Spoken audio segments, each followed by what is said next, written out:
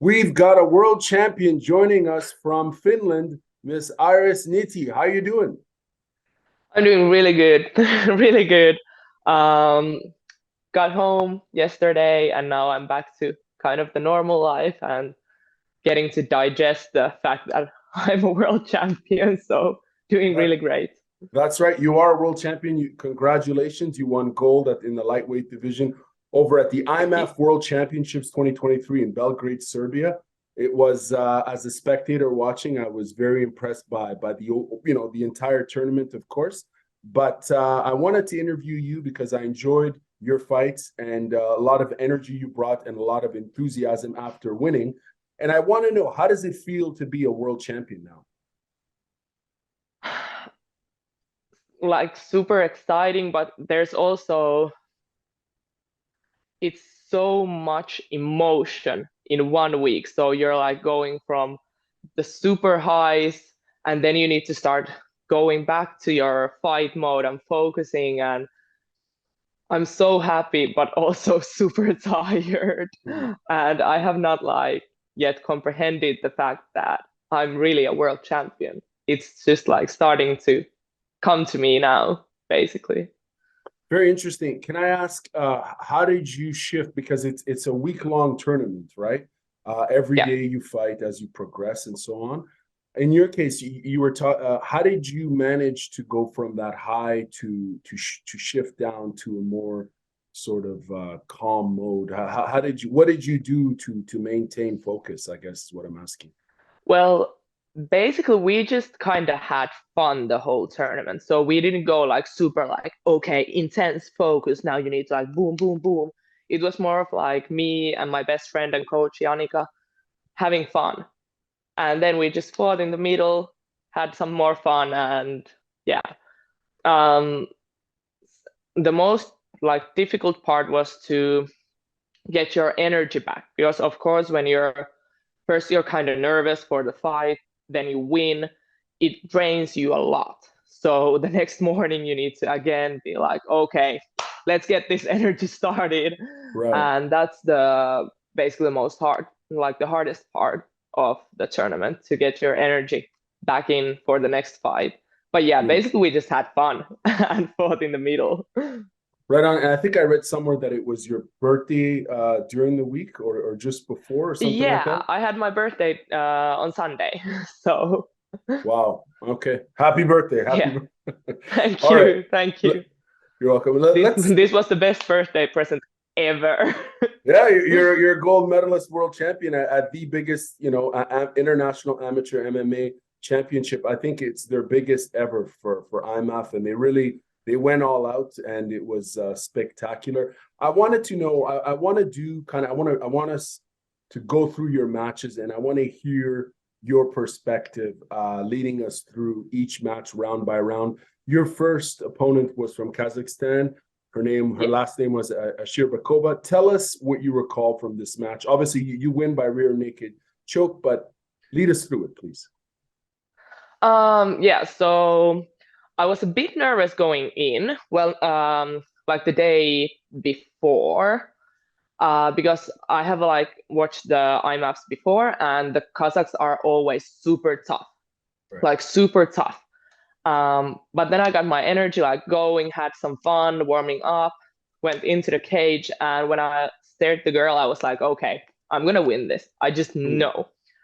Um, yeah, she had some kind of like big um, looping punches, which I usually kind of like that people have because then you know they don't have a lot.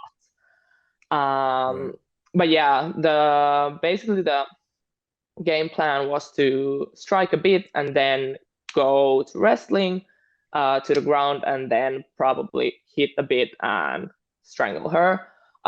We went to the ground of her offense basically, but I was never like I was always in a good position. She just had my head basically, Right. which doesn't keep me from going to the back.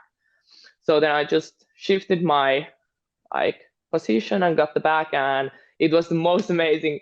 Sometimes you just hit the sweet spot so that you hit a few times, they give something up, and then I just got like, I hit a few times in the back, got my arm super, super, super deep, and then I just knew, like, when I had this, I was like, okay, this is coming. This is coming. And yeah, that was amazing. That was super amazing. Probably my favorite fight of the tournament. Very, very interesting that it was your favorite fight. I found it very entertaining from the get-go. As you mentioned, it was wild because she was swinging very aggressively. In fact, it was interesting too because I believe she threw 2 spinning back fists, right? Yeah, she did. She did. Yeah, and then at one point, and were you okay? You mentioned that you were nervous as you were going in because you're aware that the Kazakhs have great wrestling. What did you know about this particular competitor? Did you do any research on her or anything to that effect? Well, I Googled her super quickly. I usually don't do that much research before the fights because that just gets me nervous. So Right. I don't get that much out of it. But I had Googled her quickly and I knew she had some Sambo background where they utilize quite a lot of throws. So I was kind of prepared to get thrown once because I like to go to the loop, so they usually throw quite well when they have Sambo backgrounds, but I wasn't like super afraid about getting thrown because it's usually not that big of a problem, basically. But yeah, I was prepared to be thrown once, but that once was basically my blessing in disguise. That's right. You found a way to secure that rear naked choke. Pardon me. But in terms of the throw, I think she threw you with a harai goshi, and at one point it looked like she was trying to isolate the arm, but you wouldn't let that happen, right? And you escaped, and you got the rear naked choke. What was the emotion there after winning? This was your first win, obviously, of the tournament, but you got like very, very excited. Can you lead us through that? What was happening? What were you thinking? I was just like so happy and excited because I felt like I might have had the like capability to win it in the second. I usually don't win fights in the first. This was my first time winning the fight in the first round. So of course, when you're starting your tournament, winning your fight in the first round, it was amazing, like super amazing. And also comparing to the Europeans where I lost my first fight, I was of course super happy that okay, now I have like breaking the like mold. juju or like the bad energy with that. Yeah. So yeah, I was happy, and because of course my best friend was in my corner, so she was super happy, and yeah, there was a lot of emotion. For sure. And what did your coaches tell you? Your best friend, I imagine, is your coach, yeah? Yeah, Yannick Antima is my coach, and also Abdul the King Hussein, who I believe won the Worlds 2016, if I recall right. Yeah, so they're both my coaches. What sort of feedback were they giving you after this match, leading into this week of action? What were they telling you? They were just like super happy, basically. In tournament style fighting, it's of course an advantage that you don't need to go the distance every single fight because it's kind of tiring. So of course we were super happy to get the tournament started with the first round finish, and of course they were like super happy to see my confidence because like walking in they were like, okay, she has a good mood now. So it was super good to see my confidence growing and me believing in myself. For sure. And the next day, of course, you're in the semifinals against the Schroder from New Zealand. You win the match via unanimous decision, 27-30. All 3 judges scored that. Can you lead us through round number 1, please? From what you recall. I remember super little about the fight. Fair enough. I remember fighting the first round, and in the break, when Yannick came to me, she was like, "Okay, this is our fight," and I was like, "Yeah, it is." Like, I know she doesn't like. We knew that she would come probably with a shoot, so probably just like punching and straight to a shoot. Right. And when I started wrestling with her, I noticed that I'm quite strong, and I had probably like I was a bit stronger and better in the wrestling department, and I felt like I was also winning in the strikes in the first round. So I was kind of happy after the first round, going into the break, that okay, if I don't do something stupid, I will win this fight, basically. I was kind of bummed in the first round that I didn't finish it there, because I had the opportunity, Right. basically. But a fight's a fight. Shit happens, basically. For sure, for sure. And I mean, we seen the first round you taking a body lock and you took your opponent down. We see some ground and pound action and a lot of fence work. And overall, we see a lot of pressure from you. In fact, all of your matches we see throughout this tournament, we see, consistent pace and a lot of pressure. And it seems to me like you have incredible endurance, right? And you're very strong, and you know how to use those assets to really kind of drain your opponents, because all your opponents, even the first one, quite frankly, to some extent, you outwork them right away. And in round number one, we definitely see that. And in round number two, what I know this is, I know a lot has happened over the last week, but what do you recall from round number two? Round number two, I don't remember that much. Because it was just like a good round. I remember it overall being a good round. I was Right. like being better in both striking and wrestling. Right. So after the second round, I basically knew I was 2-0 for in the judges' cards. Well, I was pretty sure, Right. if they didn't get anything like super wrong.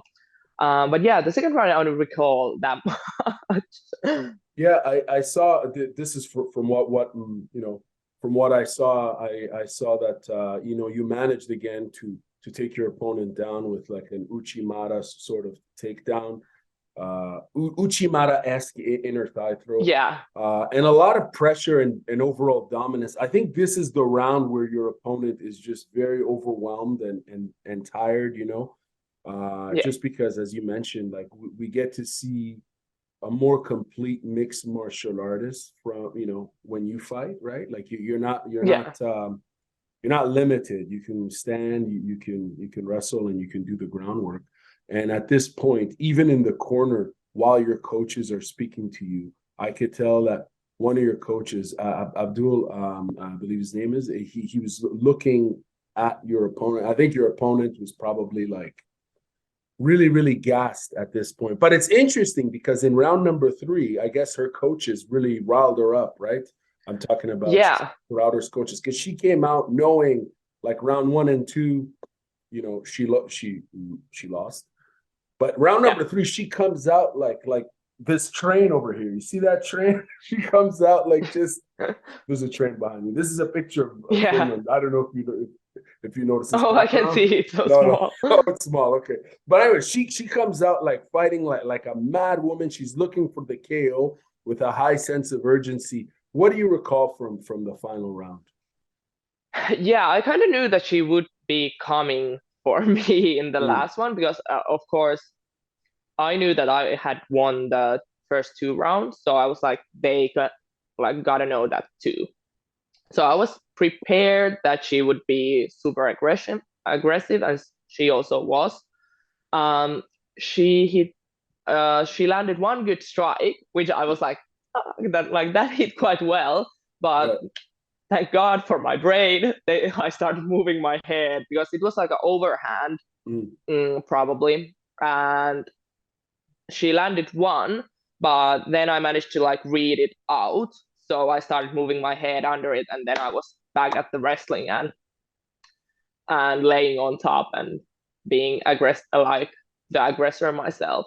So yeah, And also, I think in the third round, because she also got a bit tired and because she had such urgency to finish me, I Right. landed some like good striking combinations myself, Right. basically, which she didn't like. I was kind of like, oh, I don't want to finish this, but didn't come in that one either. But yeah, yeah. But yeah, she landed one good strike, I remember, which kind of I was like, oh, like that was not good. But I was kind of still confident that I wasn't in that much trouble in the fight. How do you manage to keep your composure and focus during a match? Because it doesn't take much to, I would imagine, I don't know, I don't compete, but I would imagine, if you're getting hit, how do you remain focused and keep the pace that you started? Okay, if you can run us through your process there. Well, basically, it's about the way I have been preparing for the fights. So I have been sparring, and in there I have been sparring with good stand-up fighters. So when you spar with good stand-up fighters, you just gotta have the ability to take a few shots, and it can't matter. So Mm. basically, um, you just need to be comfortable with the fact that sometimes it's not just you giving. Sometimes you need to take one and it will be okay still. It doesn't matter if you're just giving more than the other one. So yeah, that's basically how I think about it. I have been trying to let go of too much perfectionism basically with me getting hit, Right. because that was before a problem for me. Basically, I was like, yeah, I can't be hit even once Oh, wow. during sparring or during a fight, Wow. but that's not realistic Right. in any fight, basically.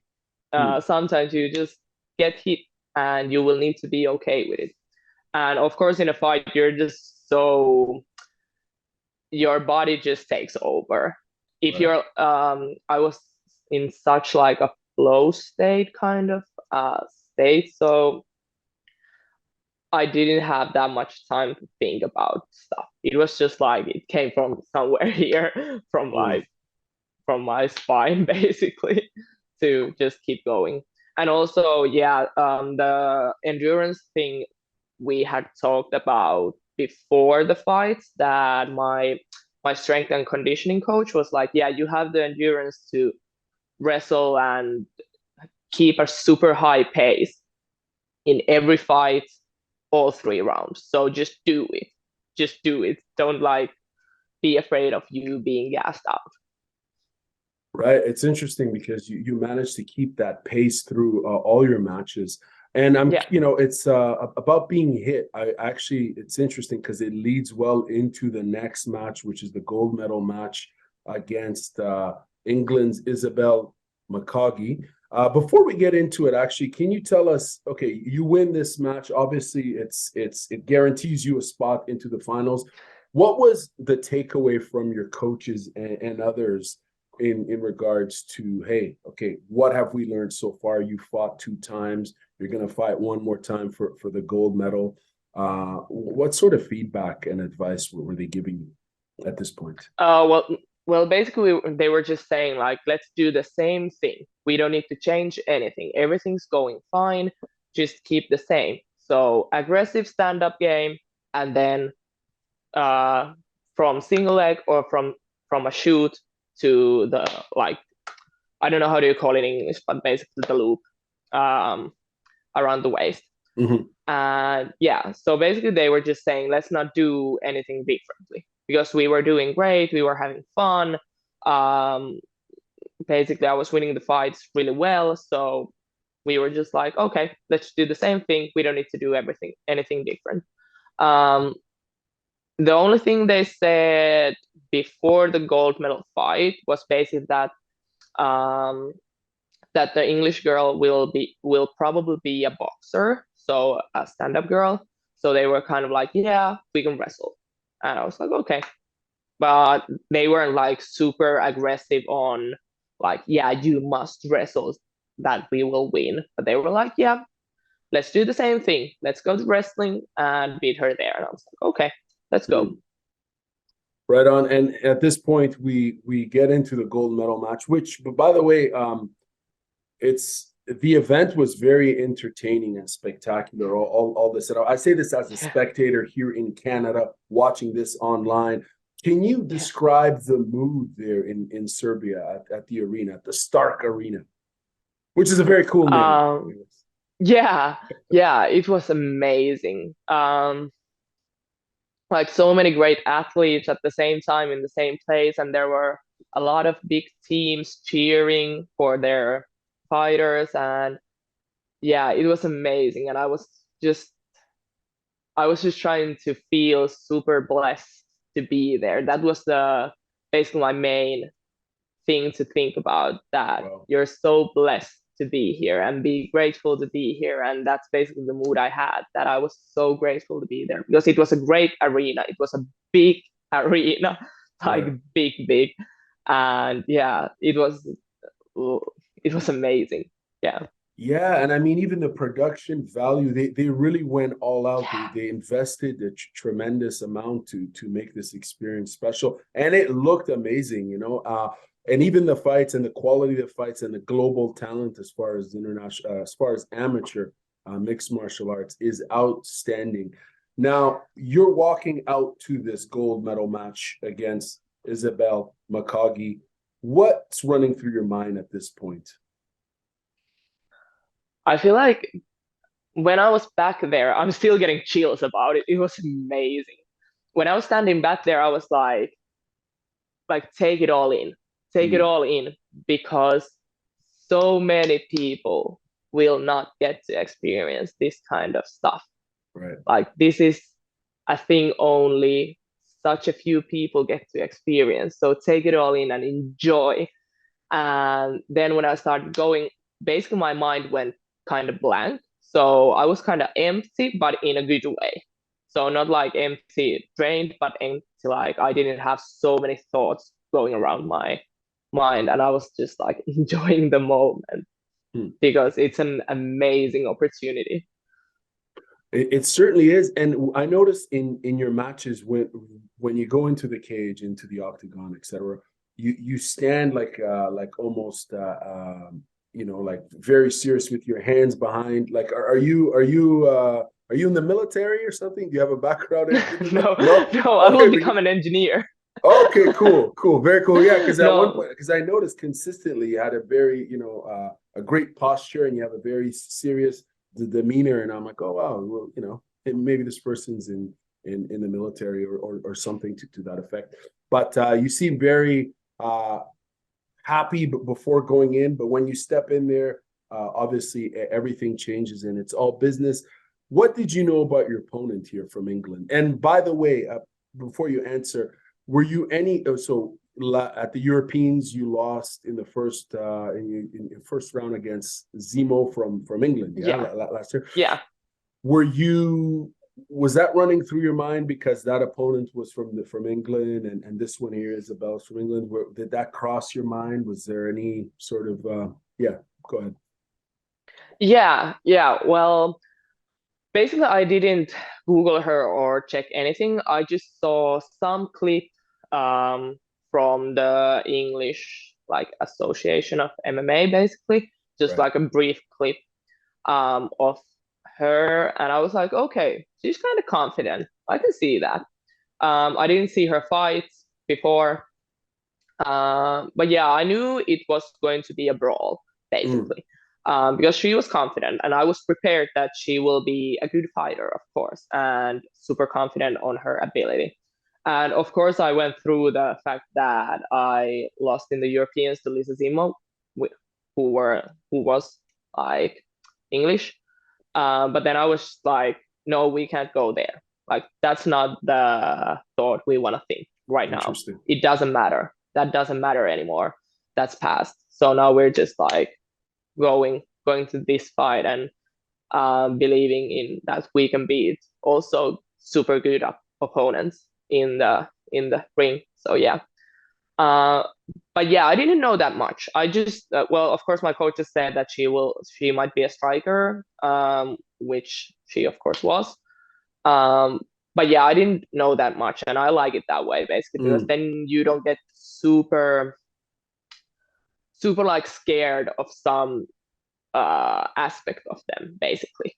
Because right. sometimes when you know too much, you get kind of scared and you start being too like if you know someone's a good wrestler or like someone has good jiu-jitsu, you start to get super scared of the aspect that okay they have good jiu-jitsu and then it affects your game, Right. which in tournament style fighting you can't change. Well, if you're of course some people probably can, but for example for me I can't change my game. I need to do or like be in my game plan and believe in that. And that's how you do it because you don't have time to prepare your game to um, like a specific opponent because you usually only have one night to prepare yourself Mm. to the opponent. So yeah, I like knowing not that much and yeah, didn't know that much about her. Confident, an English person. Yeah.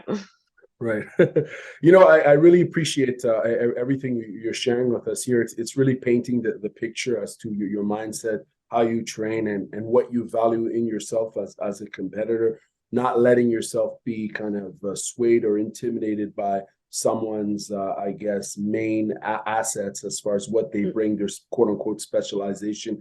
And it's interesting because you mentioned that she's a boxer and she's also uh, she's very confident, and we see that even in her walkout. We see a very confident fighter. I believe she's 18 years old. She's young, but she's had years in boxing and combat sports. Lead us through from what you recall of round number one against McGaughey here. Mm, I remember we had so first of all in like we going in, we stared at each other the whole time Oh, going in. who Yeah, in blinked the first? cage. Who blinked first?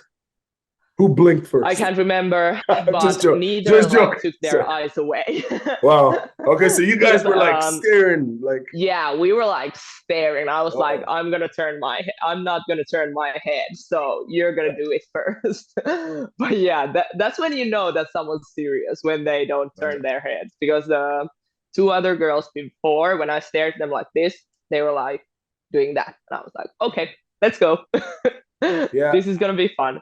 But yeah, I knew she wouldn't be like turning her head away from the stare. Um, the first round, I remember we did quite a lot of striking. She had good striking, um, but I didn't feel like I was a lot behind. I was going into the first break, I was like feeling good. My coaches said that we might need to wrestle a bit more, and I was like, okay, yeah. But I didn't feel like I was that much behind in the striking either. Um, but yeah, she had heavy hands, but I was like, okay, I have to, so no worries, basically. Yeah, that was my like thoughts during the first round. Yeah, it looks like she hits hard, like, and she's got great head movement. But I could tell there were times where with her striking where I was like, ouch, like is this going to potentially lead to a KO? And it almost seemed like she leaned in. Correct me if I'm wrong. I'm just a spectator, but it seemed like she leaned in more on her boxing than her mixed martial arts. Whereas Mm, again, we see you being a mixed martial artist, whereas she's being more of a boxer, which kind of foreshadows the rest of the match. Pardon me. What did you think of her head movement and her really leaning into her boxing? What was that all about? mm, I was like, okay, this girl has head movement, but I was kind of confident that I have some too. And I have also worked with a lot of guys who have great head movement, so it wasn't that much of a problem. And also, my coaches said that when she was like dropping her hands, I can't remember was it in the first or in the second, but she was dropping her hands, and they were like, okay, she's trying to rest. That's not Mm, showboating, that's resting. wow. Um, and they were like, when she drops those hands, go in because she's trying to rest so that you can't notice. And I was like, okay, let's go. But yeah, I feel like me being the more of like the mixed martial artist, that made more threats to her. So because I had kind of good kicks, and I noticed that some of the kicks were going, I was landing quite well. So I was like, okay, I have that, and then of course like I have quite good takedown game, so I was happy about that. She was kind of hard to take down, but that was also about me not trusting all of my attempts that well. So that is something I need to work on more, that I like really trust my takedowns, because I had in the third round, I remember I did my favorite takedown, which I borrowed from Kamaru Usman actually. So first I do a hip throw to the front, and then when they step in front of me, like in front of my legs, I will get them, like twist them back, and they will basically fall down. And when I got that, I was like, oh, okay, this was this easy. I didn't need to like, I would in the like few first round, I would have needed to like just trust my takedowns more, because if I would just trusted them more, I probably wouldn't have them in the first and second also. But yeah, she leaned quite a lot in the boxing style, which of course made probably my life a bit easier, because I didn't need to fear that many things during the match. Right, for sure. I have a few follow-ups, if you don't mind me asking, because you've identified some very interesting points in terms of the dropping of the hands. I think we see that in round number 2. We see her, dropping the hands, and it's funny because I thought it was just her, carrying on with this mood of confidence and kind of showboating and showing that, hey, I'm not afraid of your striking at all. In fact, here, my hands are dropped now. But it's interesting that your coaches say that it's her being tired, because that actually totally makes sense. Again, the pace in the first round, as we've seen throughout your matches here, you're very consistent and you keep at the same pace. You're not dropping. You're being consistent, and clearly she was tired. Curious to know, when you say not trusting your takedown, and I appreciate your honesty here. How does one overcome that in training or whatever? What is it that makes someone doubt their ability to take down their opponent? Because clearly in the last 2 matches you've had, like, okay, the first opponent, yeah, she took you down. She has a sambo background. You went for a haragoshi and whatnot, but then you managed to use your groundwork in Iwaza to get the rear naked choke. But in the second match there, we see a lot of takedowns and so on. And I didn't see any hesitation there with your takedowns and stuff. So can you elaborate? How does one, from your understanding and experience as a fighter and as a gold medalist now, how do you overcome not trusting the takedown? What does one need to do? Well, basically, we just need more repetitions. This was the first tournament that we heavily leaned on, because I have been identifying, because I started with Muay Thai when I started fighting, basically. So I have been identifying with the stand-up game more in my past. And this was basically the first tournament or the first fights we went in, so that, yeah, we'll take a bit of stand-up, super aggressive, and then we will go to wrestling. And that's just basically it being a new identity for me. So probably going forward, when we get more repetitions in and more fights in with the new game plan, it will get better. And of course it will get better. Of course, this was a good good example, this tournament, of it working really well, because I'm strong and I can get the takedowns if I just do them. So yeah, of course, winning the fights with takedowns helps a lot with the confidence thing. So but yeah, it's also a matter of an identity switch, basically. Fascinating, because it goes to show, I mean, there's a willingness to learn, right? To expand on your skill sets. Obviously, you're saying you transition from a Muay Thai fighter, a striker essentially, into a mixed martial artist who explores her ability to take her opponent down via wrestling, which is incredible. And leading into round number 2, what do you recall your coaches telling you? I don't know if I had asked you this going into round number 2. What was some of the feedback they were telling you in regards to your opponent? Obviously, they said yes. They did mention that her dropping her hands is fatigue. But what was the mood like for you going into the second round? They were like kind of confident, so they were just like, okay, it's going well.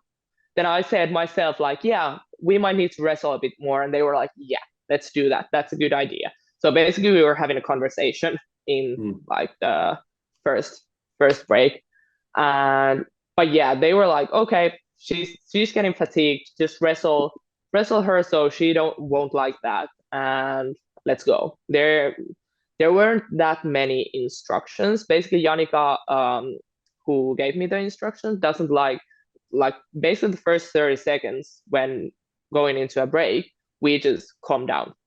We just calm down, and then she gives like a few points, and that's there. Then because that's a lot more easy to comprehend for the fighter. So basically, it was just like wrestle. She's getting tired. Let's go. Easy peasy lemon squeezy. Right on. So you're not being overloaded with information. It's just simplified. Yeah. In round number 2, again, we see a lot of strong boxing, at least from your opponent here. We see her leaning into that again. At one point, I believe she catches your leg and just throws you back. I think you kick her and she catches your left leg. Yeah. And then she throws you to the ground. And then moments later, as as a sense of revenge, you get her takedown right away, and we see some groundwork and a lot of pressure overall. At this point, like at the end of round number 2, it's clear that your opponent is very, very tired. Like she's just exhausted. What was running into your mind from what you recall leading into round number 3? What were you feeling here at this point? Did you think you had round number 1? Did you think you had round number 2? What was happening? In this fight, I wasn't keeping the score as well because it was an intense fight, so I didn't have as much time to keep the score myself. I knew that I needed to do the work in third round. Also because of course it was kind of a even fight going into like the second break. But I also knew that if I do the work and get the takedowns and do well in third, I could win like 100%.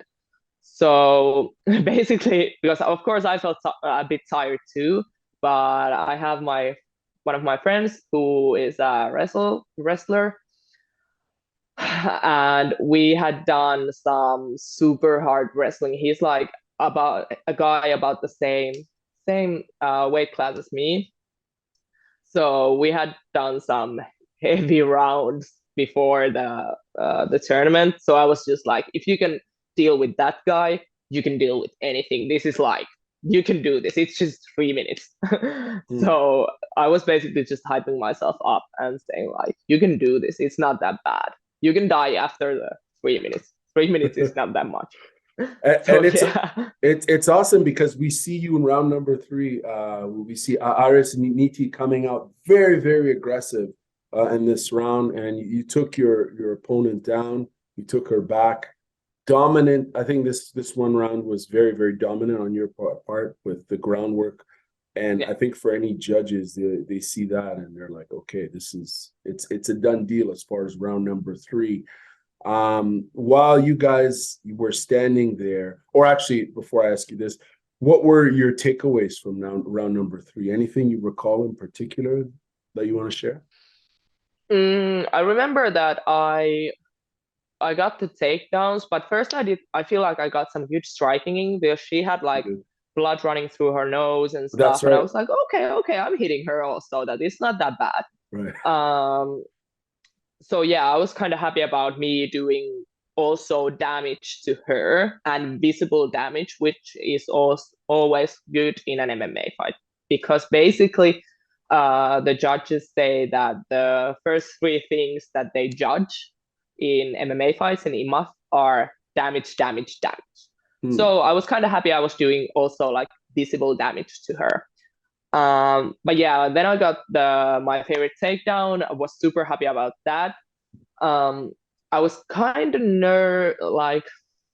well, not nervous, but after the round, I was kind of like, did I do enough damage on the ground? I would have wanted to do a bit more damage, but she had also quite good scramble. So essentially, when I started to hit her, she moved quite well. So I didn't have like as secure positions as I would want it to have for striking. But still, I feel like I was more dominant, or like well dominant in the third round. Right, So I was super happy about the third one. For sure. And we do see your boxing, as you were mentioning, we see a lot of 1-2 jab cross, and you're right, you did the damage her, and we see blood there. So that's certainly a sign of being dominant. You're standing there at the end of the round, waiting for the judge's decision. What's happening at this point? What's running through your mind? If you could describe it for us, please. Well, I kind of knew it would be a tight fight, or like an even fight, and I was like, please, God, anyone who is up there, let the judges get it right. I was like, let the judges get it right. Right.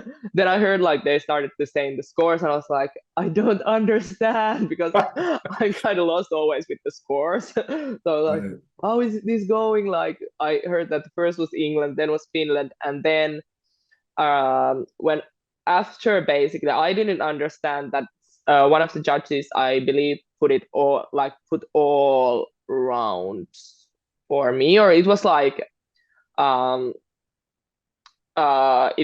more, the scores were more towards me with the last judge. So everybody else was like, okay, this is her fight, because the third round was so dominant that they couldn't have got it like the other way. Right. So everybody else knew before me. I knew when they were like, okay, in the red corner, Finland. I was like, oh, they got it right. So, but yeah, I was nervous, because sometimes splits don't go the right way in these competitions.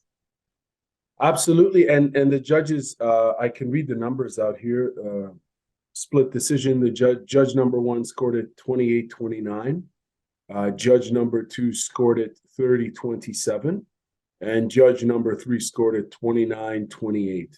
So the first judge scored it for McGaughey, and the other two scored it for you. And at this point, we see you drop to your knees with the flag on top of you. Like the visual was pretty cool and rather dramatic. But we see a lot of emotions. Obviously, you've just become a world champion.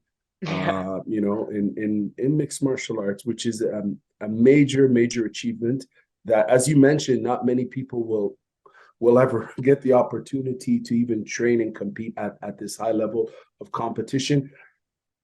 I guess my question, how would you describe, congratulations again, of course, but how would you describe this entire experience for you, as a competitor, but also, as a spectator at the tournament and so on? How would you, if you were to sum it up and say 3 key words, what would they be? 3 key words. Or more. Or more. Probably intensive, amazing, and like full of fun.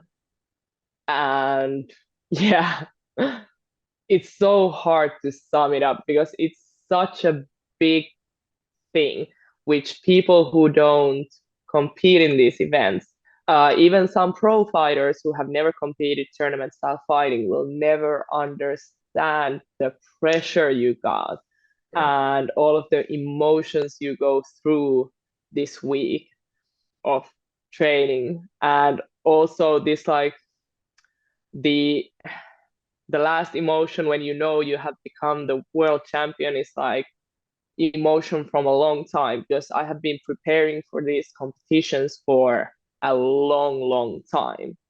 And also a bit of my background, I was almost quitting MMA few years back. I had a long break because I was like, I don't know if I can do this anymore. I don't know if I want to do this anymore, because I wasn't winning fights, and I feel like I was kind of lost with the MMA stuff. And then I had some time off from training and essentially just had fun for a bit of time. And then I started wrestling a bit and felt like, okay, I can do this. And after that, I won 2 Finnish nationals, and then of course now we're here. So it's a big emotional experience from going to, I don't know if I can do this anymore, to being the world champion. So I can't even like describe it. And I have seen that moment. I have been imagining that moment hundreds of times in my head, like hundreds. I have been thinking about who would be there, how would it go, like every bit of this I have been imagining in my head for so many times before, like coming to this moment actually. Incredible, it's incredible shift of energy and focus. And it's interesting that you mentioned, out of all the sort of keywords you mentioned, fun, which is you know what I mean, it's almost, it's unexpected to hear someone say that word, but it's also, it makes total sense. Once you're having fun, you're enjoying the process. I want to know, what do you think from your perspective, looking back now, why do you think, what are the sort of factors that made you win this gold medal throughout this tournament? In other words, why do you think you showed up and represented and won all these matches? What is it? Was it your preparation? Break it down for us as what you think, what formula you applied that really was effective for you overall. I know you kind of answered it before, but if we could go back and extend that. Well, basically, I'm a super hard worker. Um, I'm the athlete that the coaches need to be pulling away from training all the time, because I'm like, I want to do more, I want to do more, I want to do more. And they're like, no, you need to rest sometimes. And yeah, so basically, I have been a hard worker all of my MMA career. I have been training a lot. Then coming to this tournament, I feel like the preparation, I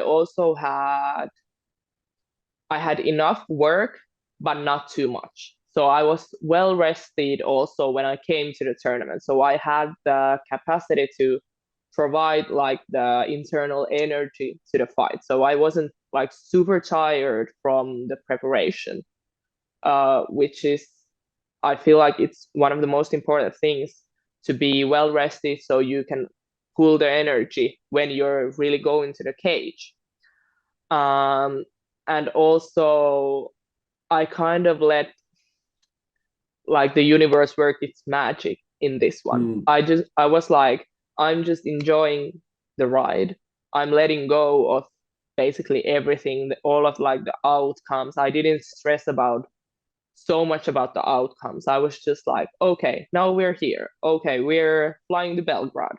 I'm here, having fun with my friends. Then we were watching the fights. Like, okay, I'm not fighting yet. I can just enjoy the atmosphere and have fun here. And so yeah, went through the tournament moment by moment. So I wasn't like super stressed about the future. I was just in the now. And for example, the day of the final, we were out in this, there was the River Tonava running through Belgrade, and we were on a boat, basically like a boat, restaurant boat, sipping orange juice in the sun and enjoying life. And we were like, because the other girl, Sani Branfors, who won the juniors, she's also a good friend of mine, basically now after this tournament, and we enjoyed our time, me, Yannick, and Sani. She had just won. I was going to the fight, and we were just enjoying life, basically, throughout the whole tournament. And I sent a message to one of my friends after, like the day before the finals, that I'm just super grateful to be here. This is my life. I'm here in Belgrade doing the thing I love the most with one of the persons that is like my best friend, like one of the persons I love the most in this world. And I get to do this. So basically, I was just feeling so much gratefulness of the situation I was in. So I think that was one of the key factors of me winning. Not stressing about it too much, of course, like getting that focus on before the fights, but like all in all, having fun, relaxing between the fights, and enjoying life. That's an incredible emotional journey. You mentioned trusting the universe, right? There's a sense of trust in the process, a deep sense of gratitude as well, and recentering and being in the moment. And that's just it's an incredible sort of series of factors that kind of make you enjoy and show up and be the best you can be. I'm curious to know what got you into combat sports. What's your combat sports story? I believe you started in Muay Thai. What got you into training? So basically, my combat sport journey started when I was super small, um, but I didn't start training back then. I have an older brother who he's 11 years older than me. So when I was about 8, he was 18. Um, and he was training Muay Thai back then. And I was small, and he was always like, okay, hit there, like doing the Right. pads for me, and saying like strike through the like pipe and boom, boom, boom. And yeah, so when I was small, we used to do that and wrestle a bit. And then I forgot about that for quite a long time. I used to do some different sport. I did some floorball, which is kind of popular in Finland. But I'm then I sorry, turned sorry, sorry. What kind of sport? What is it called? floorball. So it's basically hockey without the ice, Oh, and we okay, have a okay, ball. nice. All So right, yeah, I'll have to Google. yeah, I'll have to YouTube that. I'll have to check it out. yeah. Google it. Google Right. it. It's a big sport in Finland. But yeah, I used to do that. But then I was kind of, and I also went to the gym. But then I was kind of like, okay, I'm not feeling this. I'm not that motivated doing floorball anymore. And I was like, okay, what can I do? I need something new. And then I remembered I loved like striking when I was small and always with my brother and had some fun there. So then I was like, okay, might as well do Muay Thai. I was 17 at the time when I started. And then I started doing Muay Thai. At first, basically, I was the only girl in the beginners class, and I was also the only one to continue after the beginners class Wow. um, to like the more advanced class. And I remember I used to cry before the trainings because I was so nervous. I was so nervous to go in, and I was like, "Oh my God, this is so like I'm so nervous going in." And I used to cry before the like the trainings, but somehow I just stuck with it for some reason. I don't know. I was like, "Okay, I kind of want to do this," and then Why were you I started nervous? fighting in Sorry, Muay Thai.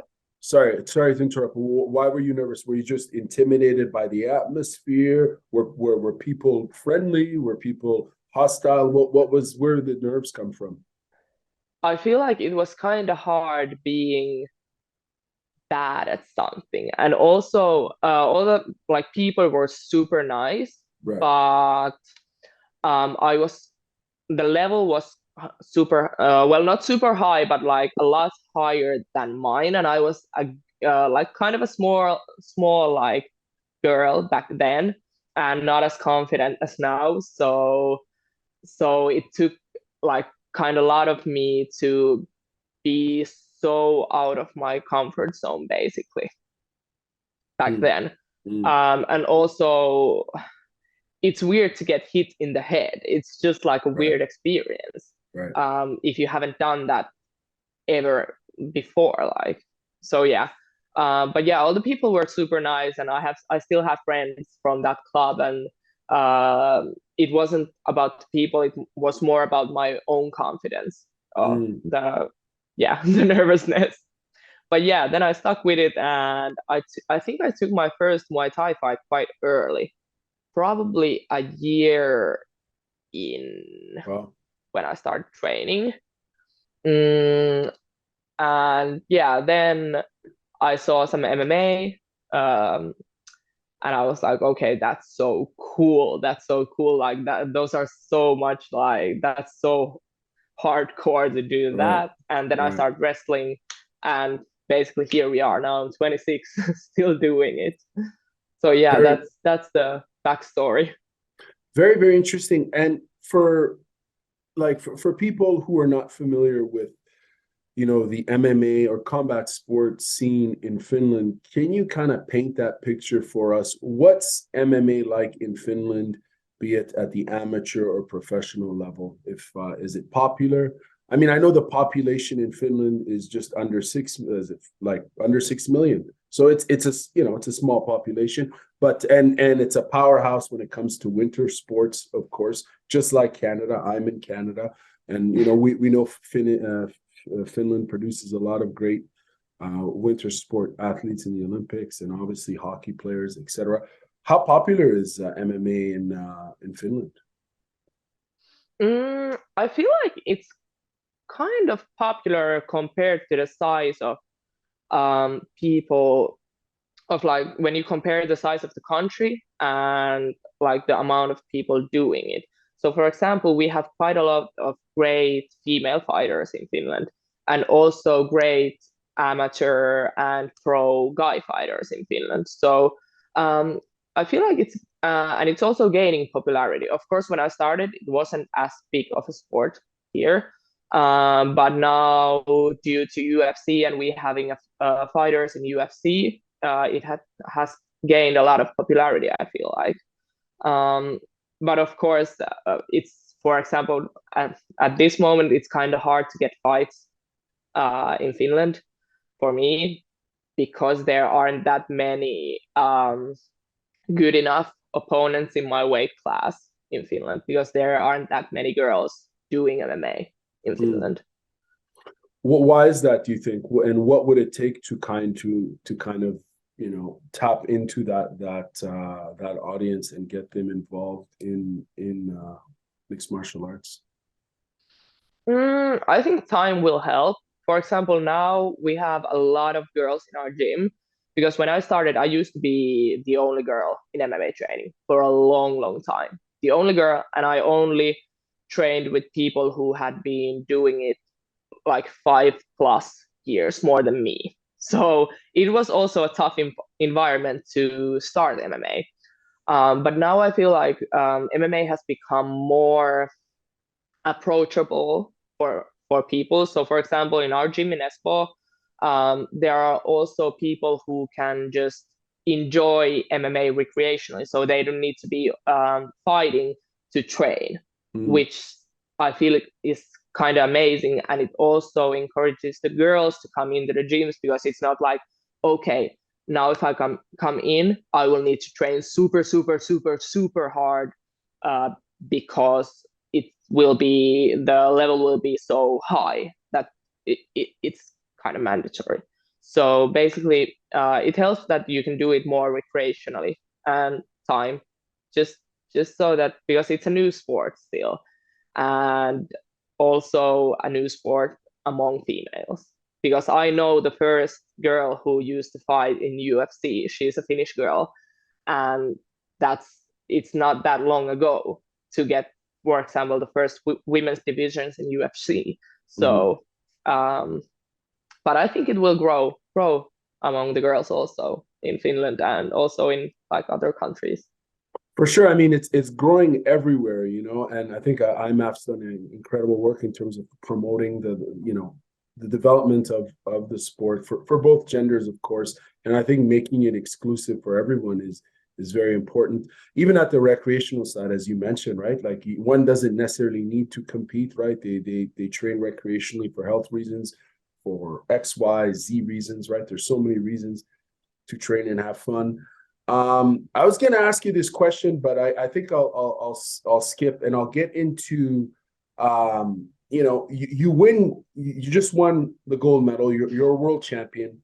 You're 26 years old. What's the response been from friends, family, the combat sports community, and the media in Finland? And your brother must be very proud of you because his little sister that he trained at the age of 8 in Muay Thai is a gold medalist. So what's the response been from friends, family, and everyone?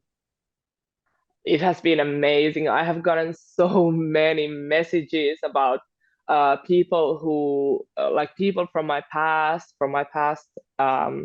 schools and stuff, who have been like um, watching the events, and they're like, "Oh my God, it has been so amazing to watch the events, and you're doing so great. It's amazing." And yeah, some of the newspapers in Finland have contacted me, which is super Wow. nice.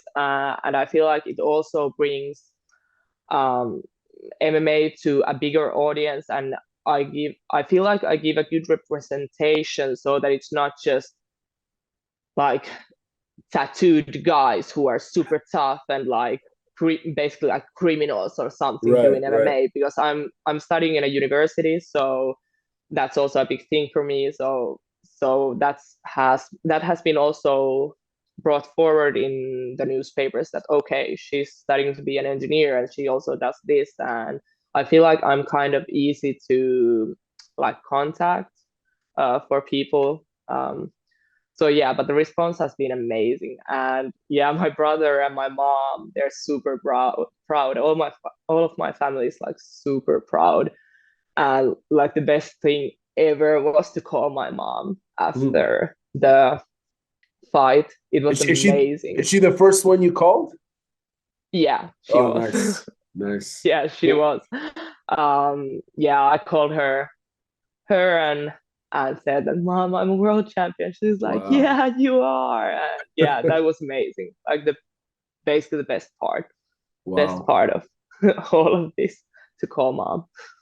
That's incredible. May I ask, you're studying engineering. What year are you in your studies, and Um, uh, what what kind of engineering? Sorry, what kind of engineering? yeah, I'm studying energy engineering. I'm at fourth year. I'm doing the studies a bit slower than other people, of course, because I'm training a lot.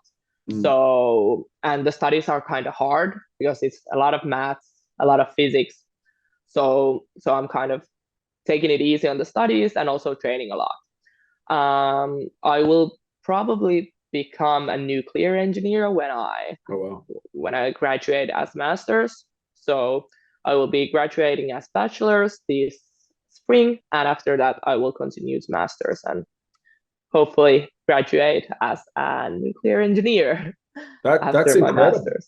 That is Yeah. incredible. Nuclear engineer doing MMA. And I wonder sometimes it's funny, like for someone who has grappling now, you're doing more wrestling, you compete. Do you ever think about the physics of grappling when it comes to lifting someone, throwing someone? Does that ever cross your mind? I'm kind of joking when I ask, but do you ever think mathematically about your training? Do you apply science to your the methodology as far as training, recovery, and all that?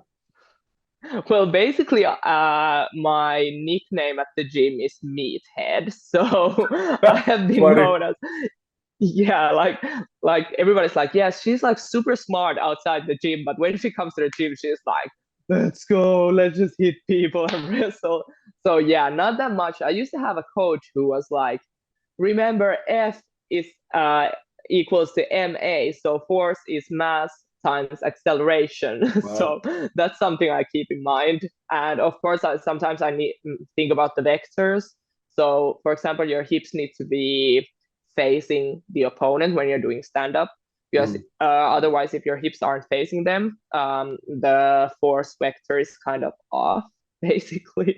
But like some things like that, but not that much. I'm basically a meathead. It's a funny thing that I'm kind of smart mathematically, but then also I'm super goofy and like just I like to lift heavy things.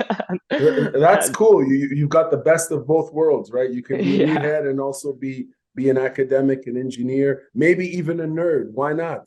Hey, I have an idea for you. Why don't you start a podcast where you explore combat sports from the science of combat sports, as you're talking about vectors and force. I'm just joking, but acceleration of the throw, the velocity, the importance of gravity, right? And how you can use it. Anyways, I could go on for hours, but I want to know a few more questions for you. I really appreciate this interview, of course, and the time you're giving us.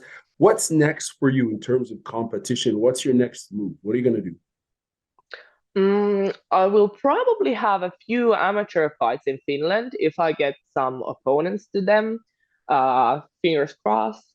So one is in, I believe, March. Yeah, March, and the other one is later in the spring. But most likely we will do some more IMMAF tournaments to get some hype in, and also I want to win the Europeans. I feel like that's also something I want to do.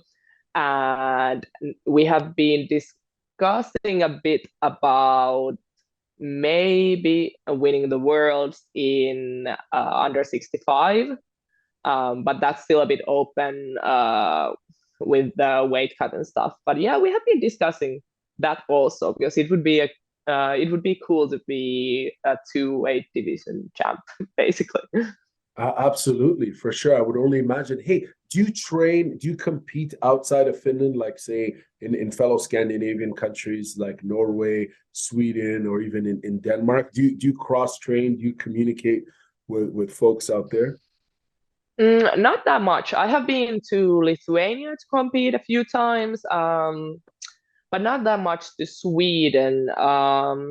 Basically, I haven't had that much name coming into these fights. Now I got some offers probably from there also, but not that much yet. Two more questions for you. What inspires you to train and compete? Oh, what inspires me? Being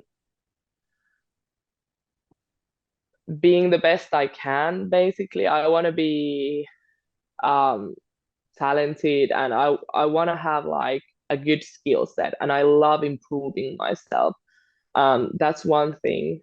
And also I love the community in the gym. So when it's hard, I always remember the community.